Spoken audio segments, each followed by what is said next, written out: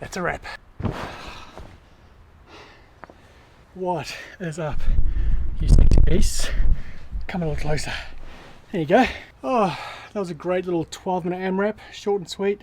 6 burpees, 12 hang power clean at 50 kgs, 18 wall balls. Just stayed unbroken through it all, nice and steady. I'll be honest with you, I don't often keep track of my rounds. I just kind of get the work done. I should really start tracking my results again. So yeah, I couldn't tell you how many rounds I got, maybe 5 or 6.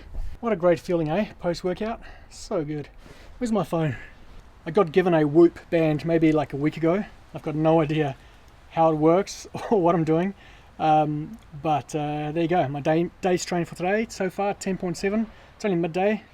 Recovery, 81%. Sleep performance, 100%.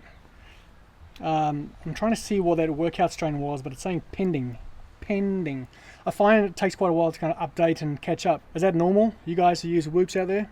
I did actually set up a team on here called the Sexy Beasts, but I don't know how to add you or give you a code. Let's see. Oh, here we go. There's a team invite code. Don't know if I can change that, but at the moment it is COMM-CE2119. So maybe type that in. Join the Sexy Beast team on Whoop. That'd be awesome.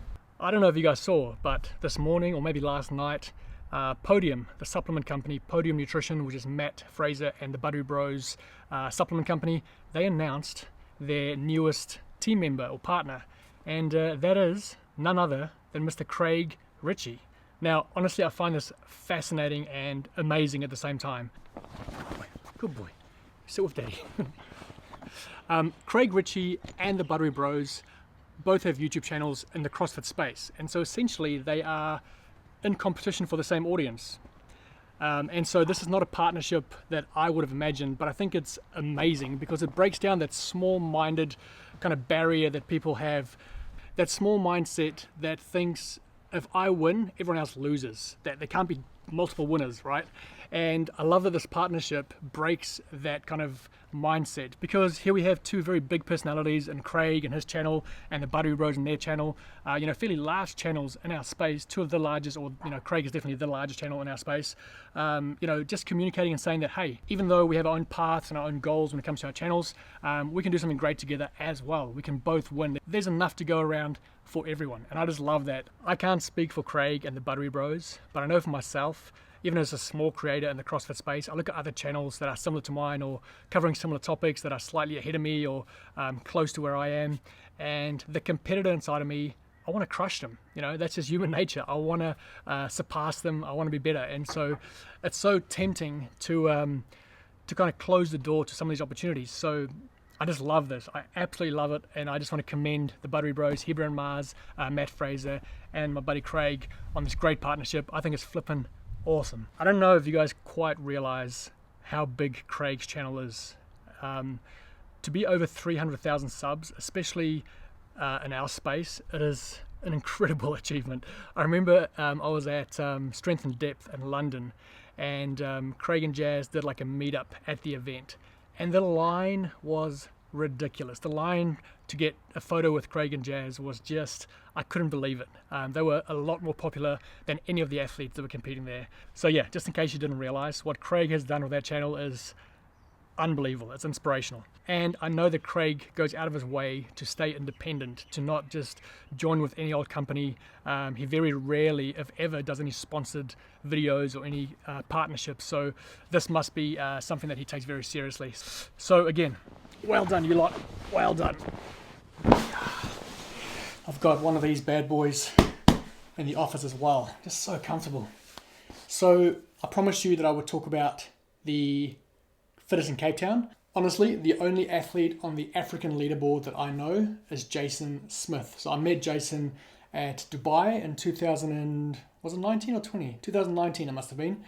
And Jason's been to the games twice. In 2017, he actually came 10th at the games, which is so impressive. And then I think 29th he came in 2019. So Jason is someone who can definitely hang with the big boys. Like watching him in Dubai, working out next to like Valner and Fikowski, he's definitely got the goods. So he was definitely the right man to qualify through the African region. And then Michelle Basnet, someone who I've only just become familiar with. I believe she lives in the States, South African girl who lives in the States. She's 24 years old, never been to the games. And so that's exciting for her to punch her first ticket to the games. Now, the fittest in Cape Town only qualifies one male and one female to the CrossFit Games, but I believe they still get the 3 spots to the last chance qualifier. And I should be able to really pronounce these names well, being Afrikaans and most of these names being South African names. So the 3 men that will get that invite to the last chance qualifier is Ruan Divenage. Got that perfect. Ruan Divenage. You got to roll the R and then do the old on the G. AJ Visser, and then Mohammed Alomda. Mohammed Alomda. Egypt? Egypt. And then on the ladies' side, Dina Swift, Michelle Morand, and Gilmarie Reineke. Is it Gilmarie? Gilmarie Reineke.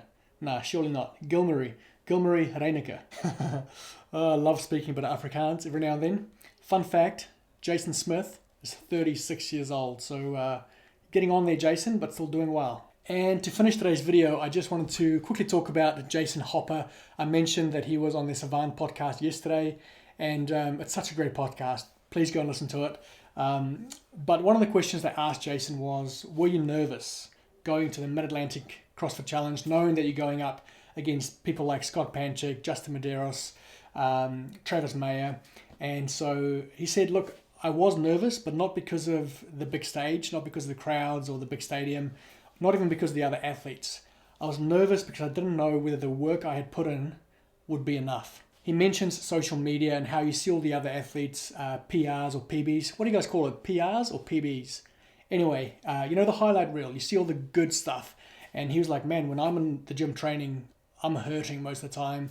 Often I'm missing lifts. And he talks about seeing the other athletes on social media with all their great sponsorships, and perhaps, you know, training with like the CrossFit celebrity coaches and other training partners. And for him, he's just in the gym by himself, and most of the time it's not very glamorous, it's just hurting.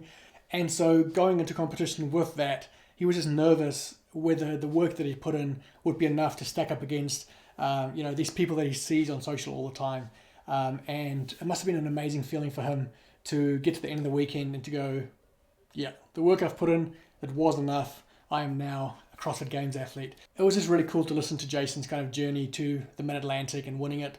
So again, I highly recommend it, and I think it's so true. A lot of athletes, you know, can be so confident in the work they've put in, but you don't really know until you turn up on comp day to see where things shake out. I remember talking to the Aussie athletes, and every single one of them said to me, I'm in the best shape, I'm going to win this thing. And of course, you've got to have that mindset. But the reality is, not all of them won. A lot of them missed out. Even though they believed that the work they had put in would put them in a winning position, it wasn't the case on the day. And so that's the exciting part about our sport is, you know, we won't know until the CrossFit Games take place where people stack up to each other and where they kind of fall in the field. So guys, that is it for today's video. Please jump in the comments below and let me know, what do you think about Craig Richey joining forces with Podium Nutrition? If you have a Whoop, let me know what you think about it. Is it good? What should I know? What should I be tracking? I'm very new to the Whoop game, and let me know if you are able to join the Sexy Beast team. If you're from South Africa, maybe you went to the African semi-final. Who are some other big names there, people to watch for the future? Obviously, Jason Smith, being 36, he's probably not going to be there for a lot longer at the top. So who are the up-and-comers on both the male and female side? And lastly, what do you think of Jason Hopper? Have you watched the podcast, and what do you think of the man? Guys, stay sexy, keep roaring love, and I'll see you soon. Mwah.